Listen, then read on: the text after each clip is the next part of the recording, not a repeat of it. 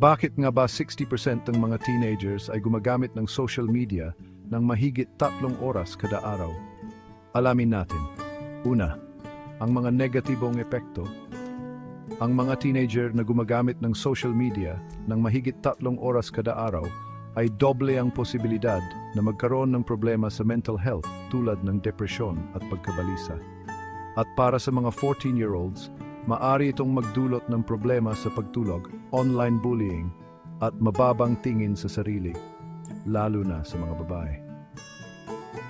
Sa physical naman, ang sobrang oras sa harap ng screen ay nangangahulugan ng kakulangan sa pisikal na aktibidad na maaring magdulot ng sobrang timbang at iba pang problema sa kalusugan.